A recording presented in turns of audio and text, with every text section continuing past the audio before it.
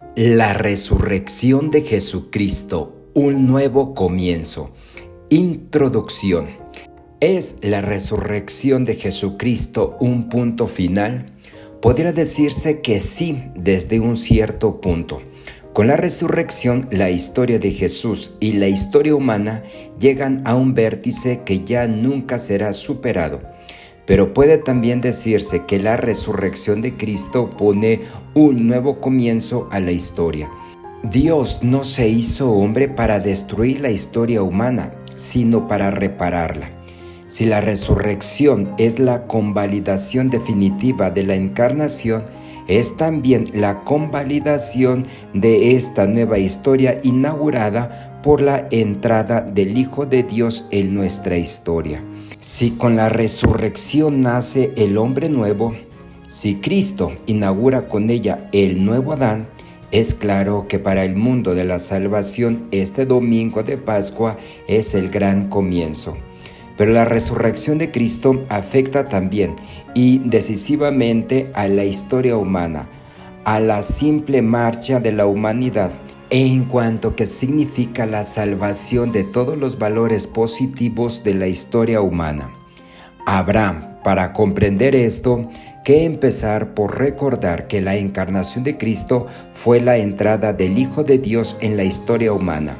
Este hecho ya por sí solo da valor a toda nuestra historia. Al hacerse hombre, Dios hace suya nuestra historia. Manifiesta que la historia, aunque haya hecho en ella su nido el pecado, no es de por sí ni pecado ni mal. Al encarnarse, Cristo tomó la existencia humana en su integridad, y la resurrección fue la revelación o la fijación del valor permanente de aquella vida del Hijo de Dios injertada e incorporada a nuestra historia. La encarnación no fue un camuflaje.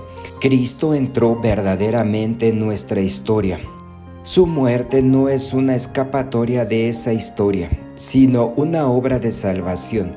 Y la resurrección de Cristo fue, en realidad, el sello definitivo que la historia humana necesitaba.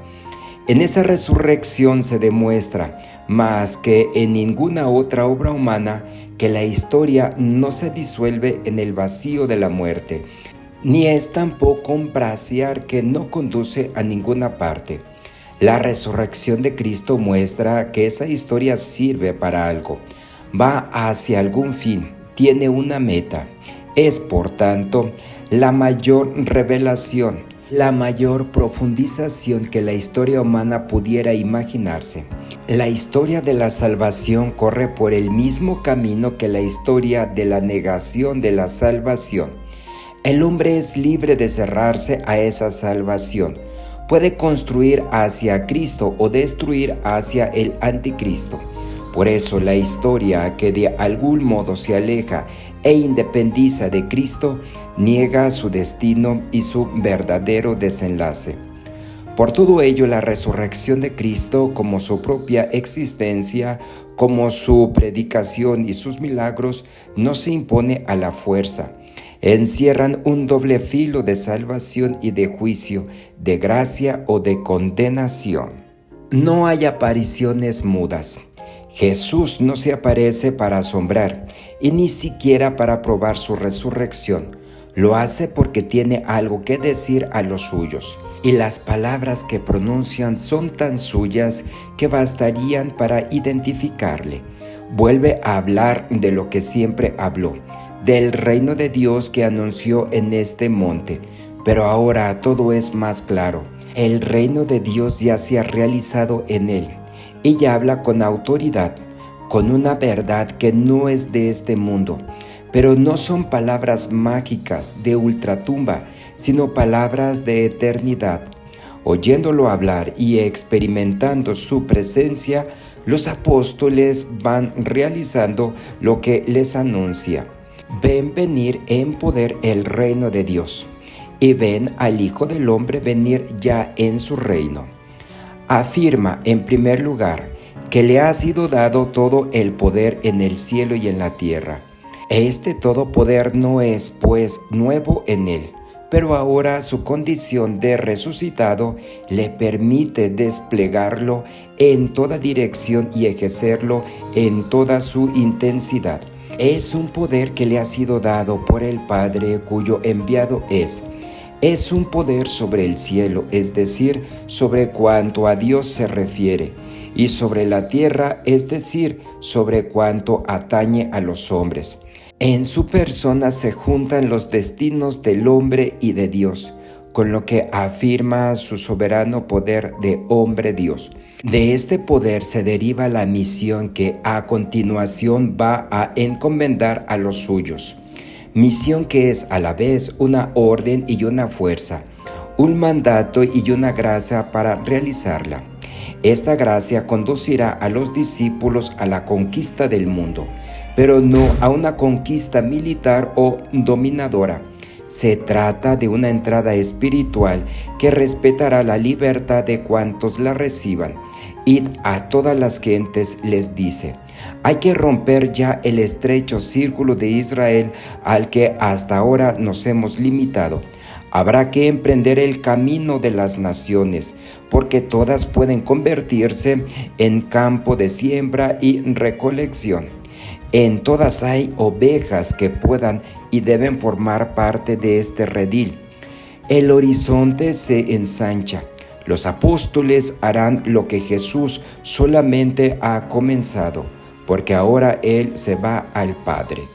Jesús señala después las tres grandes tareas de este ministerio apostólico, unidas las tres en la función de elevar la humildad hacia Dios, y no hacia un Dios abstracto, sino al Dios personal, cuya vida deberán compartir cuantos crean en Cristo. La primera tarea es una enseñanza doctrinal. Los apóstoles deberán mostrar la revelación a las naciones, transmitir cuanto el Maestro les ha enseñado. Los espíritus tendrán que ser abiertos para que puedan saltar desde el materialismo a la fe. La segunda tarea es de manifestación de lo sagrado. Los hombres no son espíritus puros. No bastará, por tanto, iluminar sus mentes.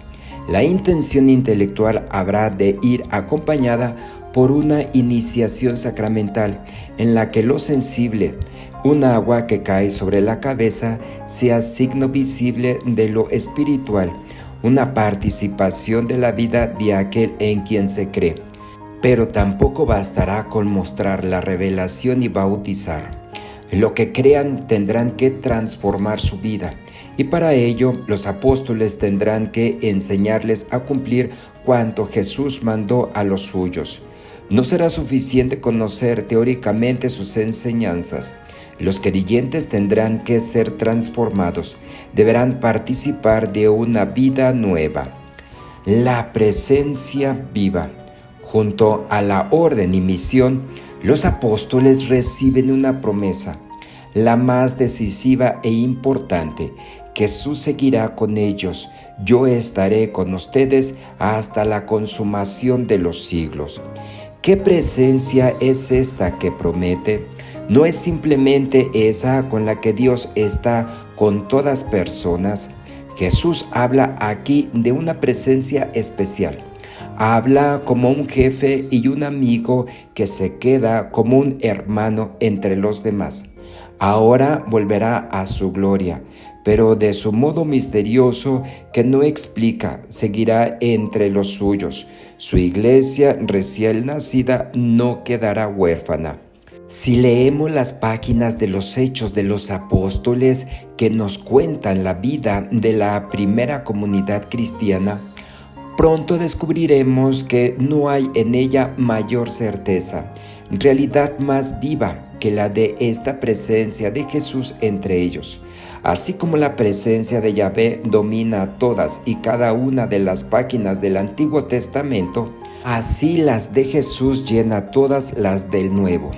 Esa presencia que los hombres de hoy apenas sentimos, pero Jesús promete mantenerla hasta el fin de los siglos. No estuvo más presente en su iglesia primitiva que lo esté hoy en la nuestra. la resurrección como iluminación de Cristo. Pero la resurrección de Jesús no solo venía a iluminar el futuro de la iglesia, sino su prehistoria. Ante los ojos de los apóstoles, la vida del Maestro solo en este momento comenzó a adquirir todo su sentido. Sería precisamente la resurrección quien revelara cuanto a la naturaleza de Cristo estaba oculto o entrevelado. Su resurrección aclara igualmente la postura de Jesús ante la muerte. Aún el hombre de fe más intensa experimenta su oscuridad y vive la muerte como un dato de trascendencia decisiva. En Cristo nunca es la muerte un horizonte oscuro. Le teme, sí, por su acompañamiento de dolor, pero no porque en ella se juegue nada. Habla de ella como si fuese un simple trago inevitable, al mismo tiempo que intrascendente. No era preciso que el Mesías padeciese esto y entrase en su gloria. Pregunta a los dos de Emaús. La resurrección desarrolla visiblemente todo lo que Cristo ya era y vivía. No aporta nada nuevo, muestra lo que ya era desde siempre. La figura de Jesús se cuartea sin su victoria sobre la muerte. Sin ella, la figura de Jesús deja de ser realmente admirable. El cuerpo glorioso. Pero la resurrección de Jesús ilumina no solo su naturaleza, sino también la de Dios, y el profundo sentido de la redención y la misma visión de la eternidad. Todos los conceptos fundamentales de la visión cristiana de la vida. Se mueve con una libertad que parece desconocida en este mundo. Al mismo tiempo, a sus amigos más íntimos les cuesta reconocerle. María Magdalena le confunde con un jardinero.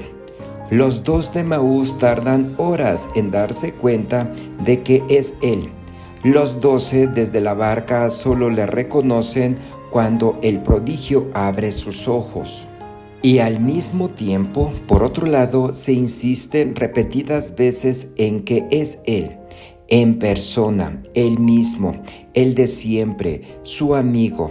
No es un fantasma, es el Señor. Conserva incluso restos de su vida pasada, las heridas. Habla de su pasado como de algo que le pertenece. Usa el lenguaje de siempre, parte el pan como siempre. Es decir, su realidad es al mismo tiempo tangible y transfigurada. Y los apóstoles son conscientes de que esta transfiguración no es algo inventado por ellos, una mera vivencia personal, psicológica, de quienes le contemplan. Tampoco la ven como una simple presencia espiritual. Años más tarde, los primeros cristianos experimentarán esta presencia espiritual del Señor en medio de ellos, pero la distinguirán muy bien de esta que conocieron los apóstoles. Esta es una entrada, una transformación de la vida toda, cuerpo incluido. Ahora tenemos que observar un dato que Guardini señala con agudeza teológica. ¿Cuál es el apóstol que subraya con más intensidad la corporeidad real del resucitado? La respuesta es simple, San Juan, y sabemos que es también San Juan quien más categóricamente ha afirmado la divinidad de Jesús. Cuando San Juan escribe su evangelio han transcurrido ya varias décadas de la muerte de Jesús, y no es tiempo de simplemente difundir el mensaje, como cuando los sinópticos escribieron los suyos, sino de intentar profundizar en qué hay tras las apariciones. El problema de la naturaleza de Jesús comienza a preocupar a la segunda generación cristiana. Para los gnósticos, el hombre solo sería completo cuando por fin superase su carne, se alejara definitivamente de ella. Como conclusión de todo esto, la redención no habría sido verdaderamente la muerte de Dios, sino del hombre en el que Dios estaba camuflado. En la cruz, el Logos había abandonado al hombre para ascender al cielo. Todo el Evangelio de Juan trata de refutar esta herejía. e insiste por eso en esta carnalidad del Dios que resucita. Subraya que Dios se hizo verdaderamente hombre carne y que seguirá haciéndolo por toda la eternidad. Asombrosamente, los gnósticos no fueron solo una herejía del siglo II, sigue estando entre nosotros. El pensamiento moderno, como comenta Guardini, está dominado por la ilusión de lo espiritual. Tal vez sea esta una de las razones por la que el pensamiento moderno rechaza la resurrección. Puede aceptarla a condición de reducirla a una pura experiencia interior de la primera comunidad. Puede digerir a un resucitado que no sea otra cosa que el fruto de la piedad colectiva. Entiende a un Cristo de la fe, siempre que se le distinga cuidadosamente del Cristo de la historia. ¿Qué hay en el fondo de todo esto?